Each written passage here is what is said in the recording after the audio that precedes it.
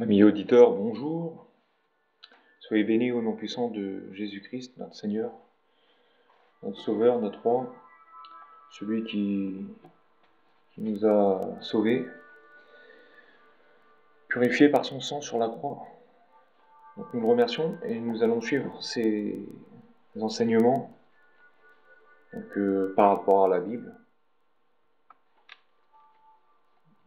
Donc en cherchant, en posant plusieurs questions, j'avais plein de questions en tête concernant le Vatican. Est-ce que ça correspondait vraiment avec le Christ, avec Jésus-Christ, voyant toutes ses fortunes, toutes ses richesses, et toutes ces doctrines un peu bizarres. Donc je me suis approfondi dans la parole de Dieu, la Bible, et j'ai pu constater des gros problèmes dans l'Église catholique romaine, dans le Vatican. Donc par rapport ne serait-ce que dire mon père, le pape, papa, qui est cette personne exactement, et qu'est-ce qu'il a de plus qu'un autre, hein.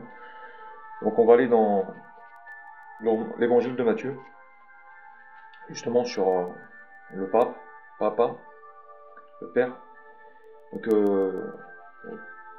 Matthieu chapitre 23 nous dit au verset 9: n'appelez personne sur la terre votre père, car un seul est votre père, c'est celui qui est au ciel.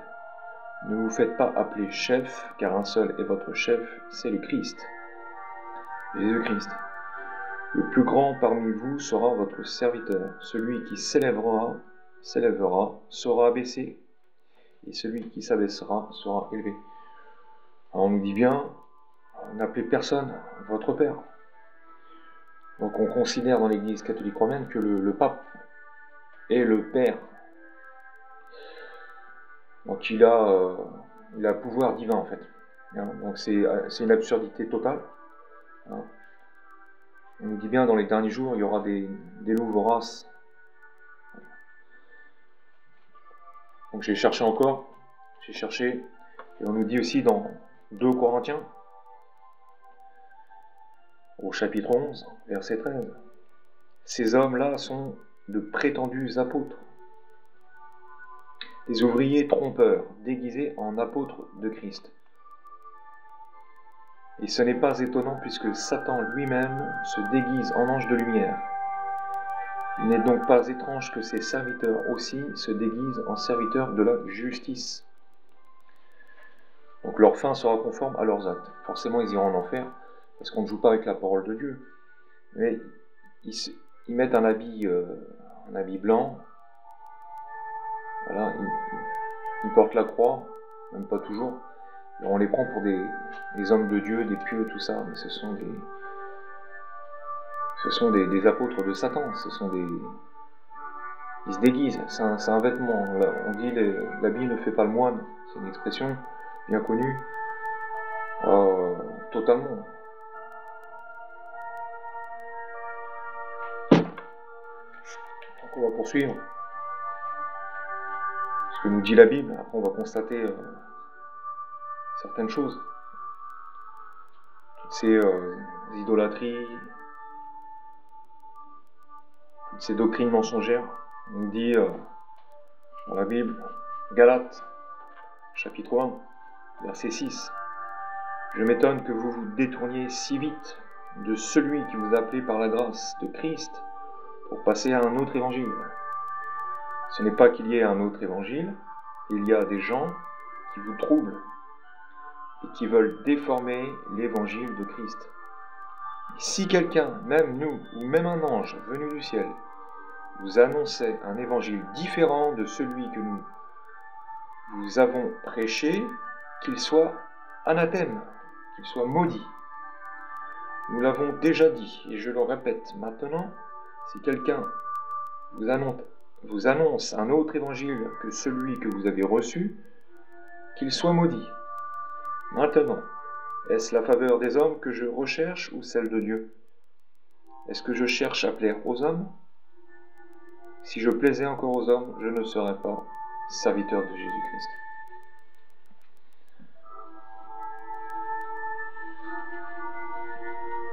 Donc on voit toutes ces croyances, ces doctrines sur les statues dans le Vatican, cette idolâtrie, cette richesse. C'est pas... Si vous connaissez bien Jésus-Christ, si vous recherchez bien Jésus-Christ, c'est totalement l'esprit antichrist. C'est faux, c'est impossible. Toutes ces richesses, sachant que y a des pauvres enfants, des pauvres gens, des orphelins, des veuves qui meurent de faim, de la guerre, on les délaisse, ils n'ont pas de médicaments, tout ça, ils n'ont pas de maison, on les laisse. Le Vatican fait quoi? Vatican,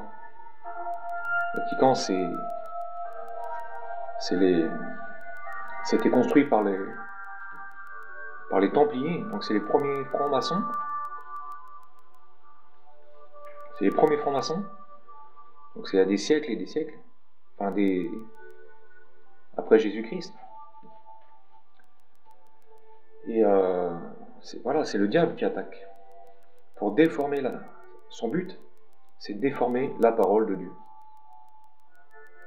Alors on nous dit dans Deutéronome, dans l'Ancien Testament, au chapitre 5, « Tu n'auras pas d'autre Dieu devant ma face. » Voilà, Dieu, il a horreur de l'idolâtrie, il a horreur qu'on vénère d'autres dieux que lui. C'est un Dieu jaloux, c'est le Dieu unique. Et il en a en abomination, en horreur de toutes ces statues, ces croyances de statue de Vierge Marie. Marie, c'est la mère de Jésus sur terre. Elle a été élue pour féconder Jésus-Christ en tant qu'homme, puisqu'il était déjà avant la création du monde, Jésus, avec le Père. Il est descendu en chair sur terre pour se sacrifier, victime expiatoire, l'agneau de Dieu. Et il est remonté auprès de la droite du Père, Père et Fils, le Saint-Esprit. Donc c'est biblique, hein. Je parle pas du mot Trinité, ne vous embrouillez pas avec ça. Je parle juste de ce que nous dit la Bible.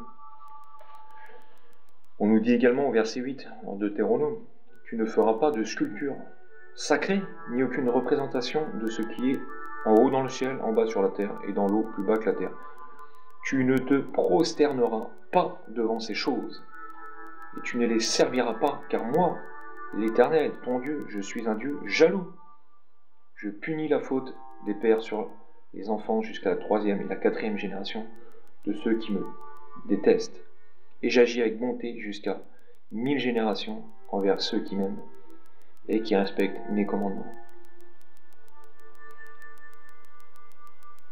Donc voilà. Si vous avez la connaissance, vous savez ces choses-là, vous ne vous ferez pas avoir par les doctrines de Satan. Donc ayez un peu de discernement. Si vous avez la charité pour les pauvres, vous verrez que ça ne correspond pas du tout. Chacun est libre de choisir ou de refuser ces choses du diable. Et sachez que Dieu voit tout, connaît tout, et c'est lui le grand juge, et condamnera sévèrement dans le lac de feu et de soufre tous les impies. Alors on va aller dans l'Apocalypse, le livre de l'Apocalypse de Jean. Donc ce qu'on nous dit aussi sur le Vatican, on va aller au chapitre 17,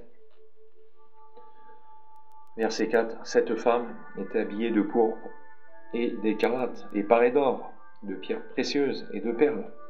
Elle tenait dans sa main une coupe d'or, remplie d'abominations et des souillures de sa prostitution. » Voilà, donc il faut comprendre que le mot prostituée dans la Bible, ça veut dire que ils ont déshonoré, ils ont trahi la fidélité envers Dieu, donc en s'adressant à d'autres dieux. Voilà pourquoi ils vénèrent des dieux abominables, des démons. Hein. Donc ça a bien appelé la grande prostituée. Voilà, donc les 7 têtes sont 7 montagnes. Donc ça, c'est... on nous dit aussi, au verset 7 du chapitre 17, l'ange me dit, pourquoi t'étonnes-tu? Je te dirai le mystère de la femme et de la bête qui la porte. Celle qui a les 7 têtes et les 10 cornes, la bête que tu as vue existait et elle n'existe plus. Elle va monter de l'abîme et s'en aller à la perdition. Les habitants de la terre, ceux dont le nom n'a pas été inscrit dès la création du monde, dans le livre de vie, s'étonneront en voyant que la bête existait, qu'elle n'existe plus et qu'elle reparaîtra. C'est ici qu'il faut une intelligence éclairée pour la sagesse. Donc les 7 têtes sont 7 montagnes sur lesquelles la femme est assise.